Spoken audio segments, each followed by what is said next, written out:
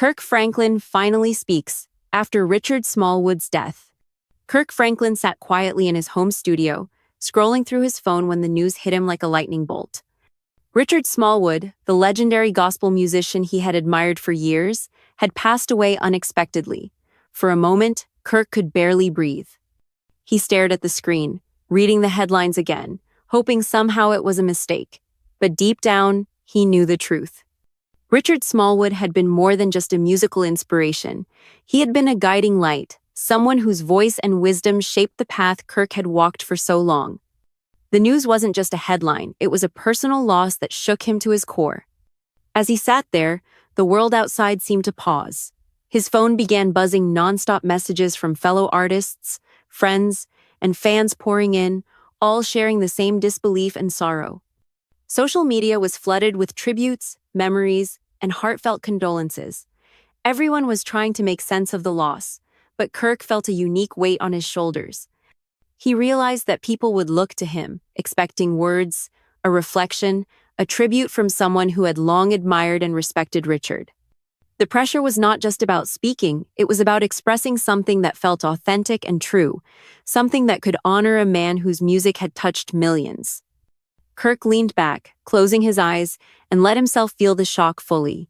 He remembered the first time he heard Richard Smallwood's music, the way it made him want to sing, to pour his heart out in worship.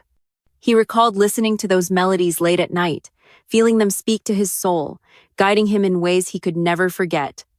Losing Richard now felt like losing a part of his own musical journey, a mentor he hadn't spent enough time thanking in person.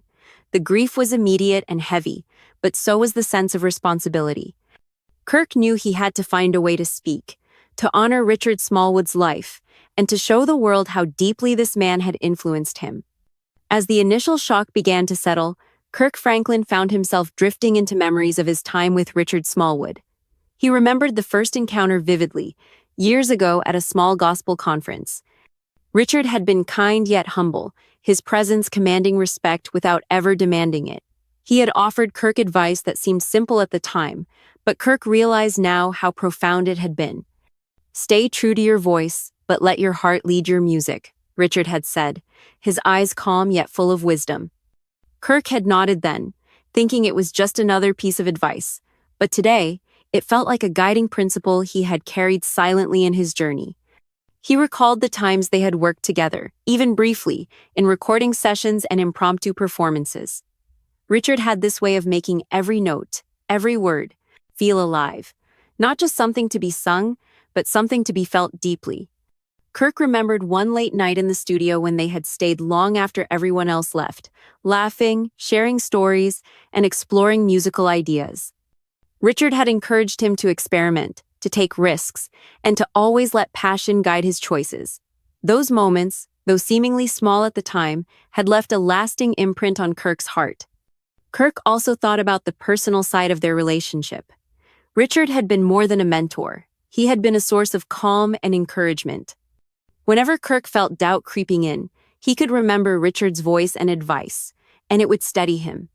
There were times Kirk had wanted to reach out to share successes or ask for guidance, but life had gotten busy, tours and schedules pulling him in every direction. Now, he felt a pang of regret for the conversations left unsaid, the gratitude never fully expressed.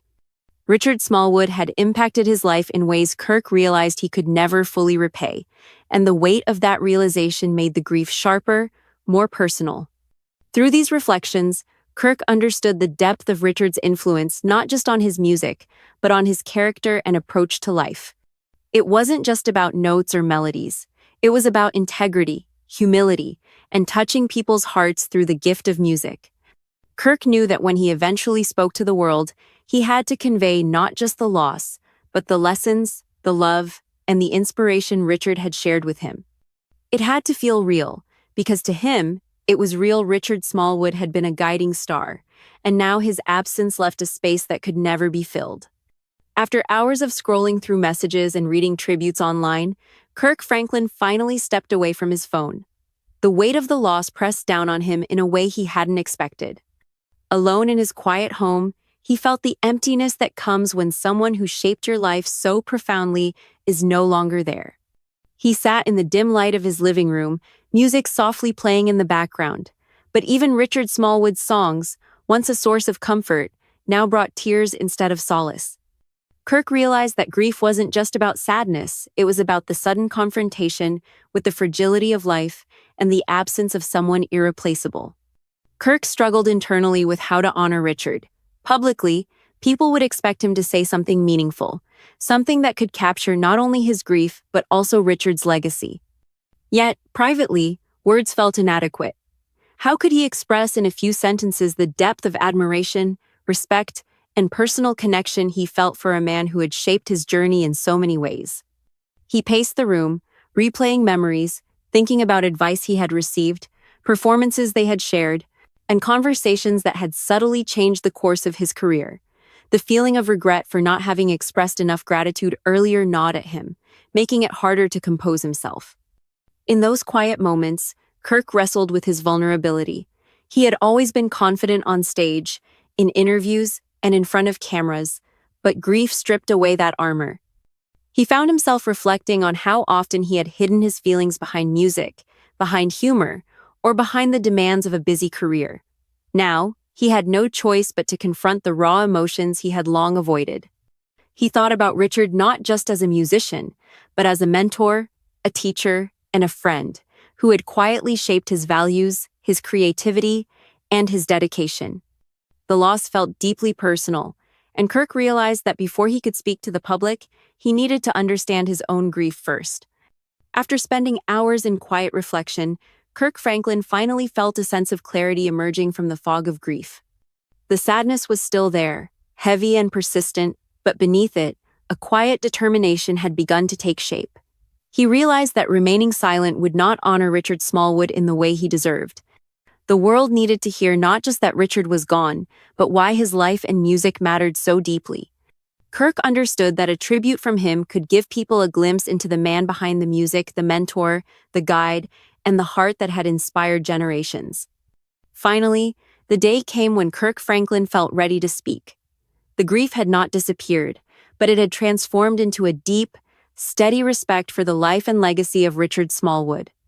He knew that his words could not capture the entirety of Richard's impact, but he hoped they could honor the essence of who he was, a man of incredible talent, unwavering faith, and a heart that had touched countless lives. Kirk took a deep breath and began speaking, choosing honesty and simplicity over grandeur. "My heart is heavy today," he began, his voice steady but filled with emotion. Richard Smallwood was more than a musician. He was a mentor, a guide, and a friend. From the first moment I met him, he taught me that music isn't just about notes or performance, it's about touching people's hearts, speaking to the soul, and sharing truth through every melody. Richard did that every single day of his life, and his influence on gospel music and on me personally is beyond words. Kirk paused for a moment, gathering himself, letting the weight of the memories and grief settle. He shared specific anecdotes, the late-night studio sessions, the quiet advice during moments of doubt, and the small gestures of encouragement that had always made him feel supported. "There were times I wanted to thank him for all he did for me, but life got busy," Kirk admitted softly, "and now I wish I had said more. But even in his absence, his lessons and his music continue to guide me, and I hope they guide all of us to be better, to love more, and to serve with our hearts fully open." He concluded with a message of hope and inspiration, honoring not just Richard Smallwood, but the legacy he left behind. Richard's music will live on forever, inspiring generations to come.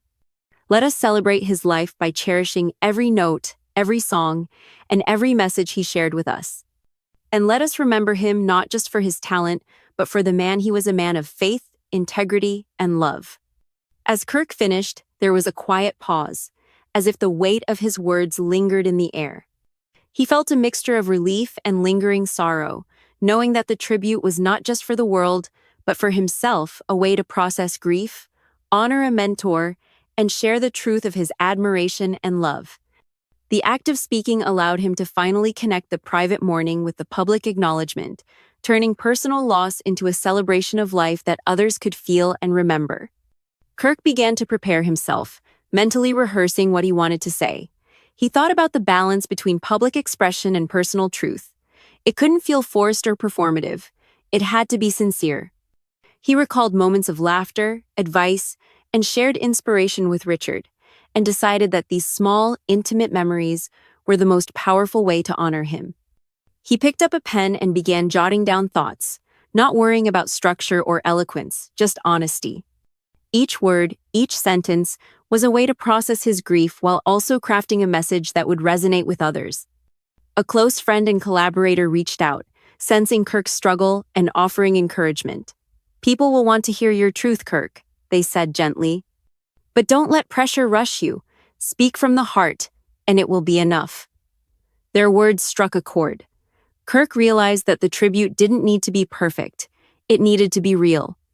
That was what Richard Smallwood had always taught him: authenticity in music, in life, and in every expression of faith and emotion. With that in mind, Kirk made the decision. He would speak out, not just for the public, but for himself, as a way to process the loss and celebrate the life of someone who had meant so much. He also considered how he wanted to deliver the tribute. Whether it was through a heartfelt social media post, a recorded message, or an interview, the medium mattered less than the truth behind the words. Kirk knew he had to find the courage to share his emotions openly, to let people see the depth of his respect and love for Richard. And, as he prepared, a sense of calm began to wash over him. The act of deciding to speak out gave him a purpose amidst the grief, a mission to honor Richard Smallwood in a way that was meaningful, authentic, and enduring. Almost immediately after Kirk Franklin's heartfelt tribute to Richard Smallwood was shared, the response from the community was overwhelming. Fans, fellow musicians, and members of the gospel music world flooded social media with messages of support, gratitude, and shared memories. People posted clips of Richard's performances, recalled personal experiences of being moved by his music, and expressed how much Kirk's words had touched them. The outpouring was not just about mourning a loss, it was about celebrating a life that had inspired so many. Kirk watched the responses quietly, feeling a mixture of humility and connection. Fellow artists reached out personally, sending messages that reflected the deep respect they all had for Richard. Some shared stories of collaboration, mentorship, and encouragement they had received, echoing the same themes Kirk had spoken about. It became clear to him that Richard Smallwood's influence extended far beyond individual achievements. It had woven a network of inspiration, touching countless hearts and lives. Kirk felt grateful that he had spoken up, that he had given voice to feelings many were experiencing but hadn't yet expressed. His words had become a bridge for the community to share in collective remembrance. Even everyday fans reached out to express how much Richard's music had meant to them. Stories came in about how his songs had offered comfort during hard times, brought joy in celebrations, or strengthened faith when people felt lost. Many thanked Kirk for articulating emotions they had felt but couldn't find the words to express. In that moment, Kirk realized that speaking from the heart did more than honor Richard. It gave people permission to grieve, reflect, and celebrate together. After the initial waves of responses and tributes had settled, Kirk Franklin found a quiet moment to reflect on everything he had experienced over the past days. Sitting alone, he felt the full weight of Richard Smallwood's absence, yet also a profound sense of peace. He realized that grief and gratitude often coexist, one sharpens the other, making every memory more vivid, every lesson more meaningful.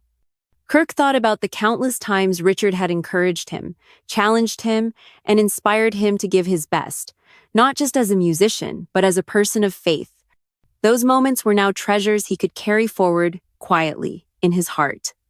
He reached for his headphones and played one of Richard's songs, letting the melodies fill the room. Listening, Kirk felt both sorrow and comfort intertwined. The music reminded him that Richard's influence would never truly be gone. It lived on in every note, every performance, and every artist who had been touched by his guidance. In that quiet reflection, Kirk understood that speaking publicly had not just honored Richard, it had allowed him to process his grief fully, to turn private sorrow into something meaningful for himself and for others.